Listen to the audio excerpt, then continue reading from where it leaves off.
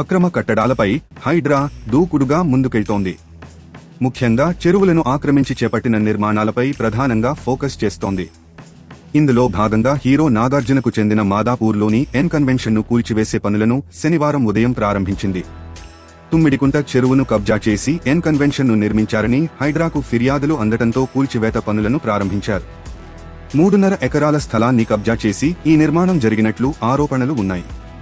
N convention మొత్తం 10 ఎకరాల్లో నిర్మించబడి ఉంది. ఎన్ కన్వెన్షన్ను FTL పరిధిలో నిర్మించారనే ఆరోపణలు ఎప్పటినుంచో వినిపిస్తున్నాయి. మొత్తం 3.5 ఎకరాల స్థలాన్ని ఆక్రమించి ఈ నిర్మాణం చేపట్టారని ఫిర్యాదులు కూడా అందాయి.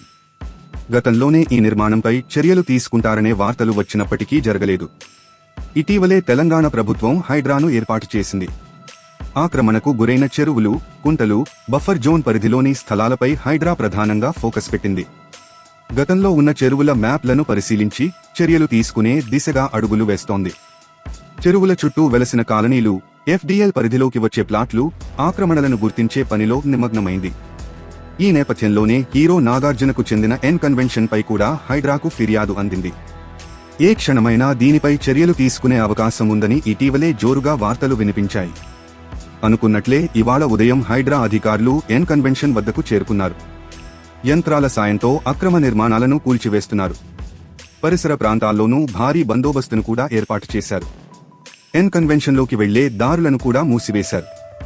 లోపలికి ఎవరినీ కూడా అనుమతించటం లేదు. ఎంతవరకైతే ఆక్రమణ జరిగిందో అక్కడి వరకు కూల్చివేయనున్నారు.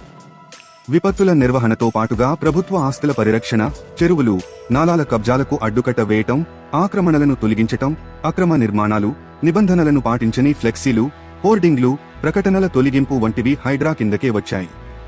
ప్రస్తుతం దీనికి కమిషనర్గా సీనియర్ IPS అధికారి AV రంగనాథ్ ఉన్నారు.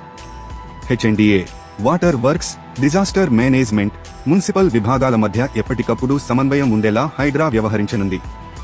GHMC పరిధిలో ఉన్న అనధికారిక హోర్డింగ్స్, ఫ్లెక్సీలు తొలగింపు, అపరాధ రుసుము వసూలు బాధ్యతను హైడ్రాకు బదలాయించే అవకాశం కూడా ఉంది.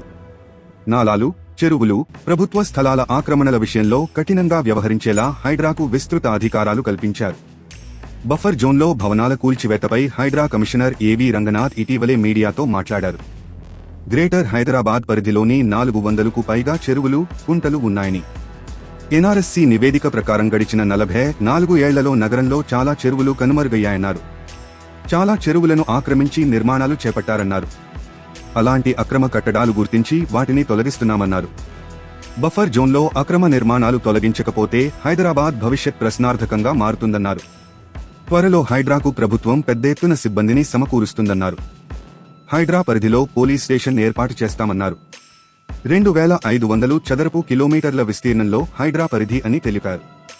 అవకాశవాదం వల్ల గొలుసుకట్టు చెరువులన్నీ ఆక్రమణలకు గురయ్యాయని తెలిపారు. చెరువులకు నీటిని మళ్లించే నాలాలు కూడా పూడుకుపోయాయన్నారు. చెరువు FTL, బఫర్ జోన్లో ప్రజలు స్థలాలు కొనుగోలు చేయొద్దని ప్రజలను కోరారు. తాజా సమాచారం కోసం లైక్ చేయండి, సబ్స్క్రైబ్ చేయండి. నోటిఫికేషన్ల కోసం గంట సింబల్ ఆన్ చేసి పెట్టండి.